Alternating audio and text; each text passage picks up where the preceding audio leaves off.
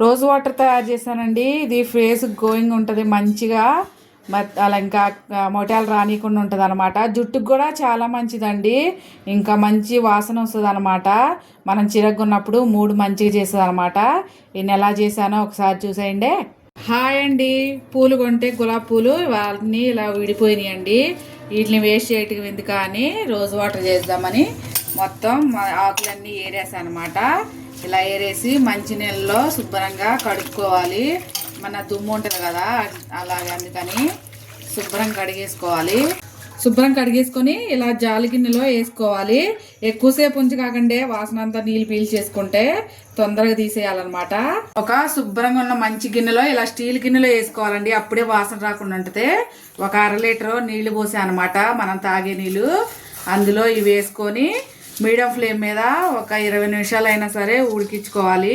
కొంచెం నీళ్ళు తగ్గిపోయేదాకా మంచిగా ఇన్ని ఒక 20 నిమిషాలు ఉడికించుకోవాలి. చెప్పడం మర్చిపోయానండి, మూత వేసుకోవాలి. ఆవిరి బయటికి వెళ్ళిపోకుండా మూత తెచ్చి చూద్దాం. అంతే, 15 మినిట్స్ అవుతుంది నేను పెట్టి. ఇక స్టవ్ ఆపేస్తున్నా. ఆపేసి చల్లారిపోయాక అప్పుడు వడపోసుకుందాం. ఇది తీసేసుకొని ఇప్పుడు ఇందులో ఈ పూల రేకులన్నీ తీసేసుకుందాం. మంచి వాసన వస్తుందండి. సెంట్ పువ్వు కదా, గులాబీ పువ్వు మంచి వాసన వస్తుంది. శుభ్రంగా ఇందులో ఆకులన్నీ తీసేసుకొని ఇది చల్లారాలి. చల్లారాక ఒక డబ్బాలో వేసుకుందాం.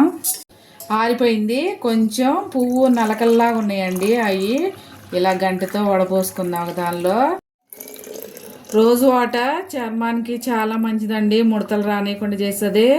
అలాగే స్కిన్ జిడ్డు లేకుండా చూస్తుంది. ఇంకా మొటియాలు రానియకుండా చేస్తుంది. నేను ఏం వేయలేదండి, కాకపోతే కొంచెం నీళ్ళు ఎక్కువ అయినాయి. కొంచెం నీళ్ళు తగ్గించుకోండి మీరు. ఇది ఒక బ్యూటీ టిప్ అనమాట. ఫేస్ మీద మంచిగా ఇలా కొట్టుకుంటే మంచిగా ఉంటుందండి. మంచి స్మెల్ కూడా వస్తుంది అనమాట.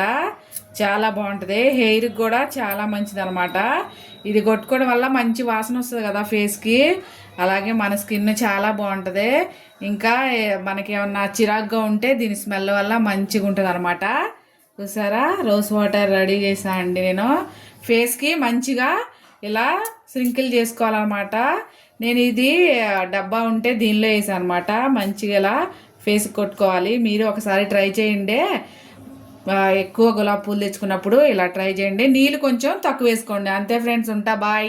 ఇంకా కొంచెం మిగిలింది ఉంది కదా, గట్టిగా గాలిపోని డబ్బాలో పెట్టుకొని సీసాలో కానీ డబ్బాలో కానీ ఫ్రిడ్జ్లో పెట్టుకోవచ్చండి. కావాల్సినప్పుడల్లా యూజ్ చేసుకోవచ్చు. ఫ్రిడ్జ్లో పెట్టుకోవచ్చు. గాలి పోకుండా గట్టిగా ఉండాలన్నమాట మూత.